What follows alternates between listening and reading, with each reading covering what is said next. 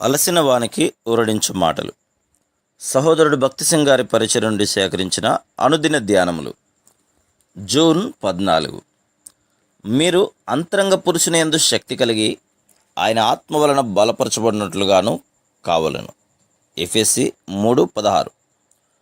ఒక చిన్న పాప తన తల్లిని, మనం పరలోకమునకు వెళ్ళిన తర్వాత నల్లగా ఉందుమా తెల్లగా ఉందుమా అని అడిగిన. తల్లి, మనము నల్లగా ఉండము తెల్లగా ఉండము, కానీ మనము యేసుక్రీస్తు ప్రభువు వలె ఉందుము అని జవాబిచ్చాను. అది పూర్తిగా నిజం. దీని కొరకు మనం జీవము గల రక్షకుని మహిమను గూర్చిన స్పష్టమైన దర్శనమును కలిగి ఉండవలను. అపోస్తలుడైన యోహాను వెనుకకు తిరిగి ప్రభును చూసినప్పుడు ఇట్టి దర్శనమునే పొందెను. ప్రకటన గ్రంథం 1వ అధ్యాయం 14 నుండి 16 వచనాలు. మనం ఎట్టివారంగా ఉండవలనని ఆయన కోరుచున్నాడో దానిని మనం అర్థం చేసుకున్నటకు ప్రభు తన మహిమలో తనను తాను యోహానుకు ప్రత్యక్షపరచుకున్నాను. ఆ దినములలో విశ్వాసులు అనుభవించుచున్న శ్రమలను బాధలను చూసి అపోస్తలుడైన యోహాను చాలా నిరుత్సాహపడను. ఎందువలనగా చాలామంది చెదిరిపోయిరి, చెరసాలలో నుండి ఆస్తులను కోల్పోయిరి, భయము చేత సంతోష సమాధానములు లేకుండిరి. నేను జయము పొంది తిని అని సాతాను తలంచెను. ఈ అనుభవముల ద్వారా ప్రభు తన సారూప్యమునకు వారిని మార్చుటకు విశ్వాసుల హృదయములలో ఎట్లు పనిచేయుచున్నాడో వారికి తెలియదు. సేవకులంగా మనం అంతరంగిక కార్యమును గూర్చి మర్చిపోదుము. పెద్ద గుంపును చూచినేలా మనం మిక్కిలి ఆనందించదుము. కానీ మనం చిన్న గుంపుకు బోధించవలననినా విచారపడి మన సంతోషమును కోల్పోదుము. ఆ విధంగా అనేకులైన బోధకులు మోసగించబడుచున్నారు.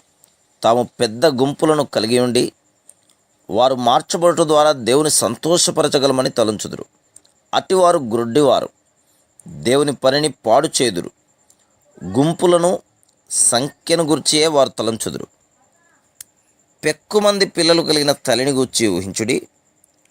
మొదటి బిడ్డ గ్రుడ్డిది, రెండవది మూగది, మూడవది కుంటిది, నాలుగవది చెవిటిది. ఆ విధంగా తక్కిన వారు కూడా బలహీనులే. ఇట్టి పిల్లలు తల్లికి ఎట్టి ఆనందమును కలిగించుదురు. ఇంకొకరికి 2 లేక 3 పిల్లలు ఉండవచ్చు, కానీ వారు మంచి బలవంతులు, ఆరోగ్యవంతులు, ఎట్టి లోపము లేనివారు. ఏ తల్లి సంతోషంగా నుండునని నీవు తలంచుదువు? సంఖ్యను గురించి శ్రద్ధ వహించువారు మేము అనేకులకు బాప్తిస్మం ఇచ్చితిమి అని చెప్పవచ్చును.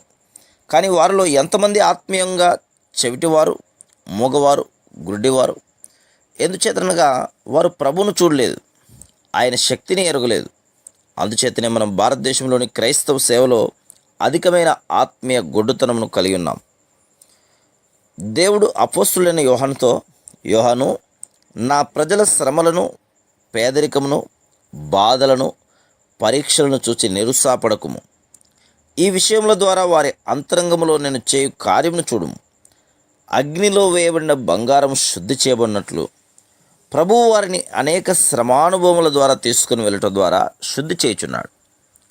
ఇట్టి అంతరంగిక కార్యమే ప్రభు దృష్టిలో మిక్కిలి విలువగలది. Praise the lord.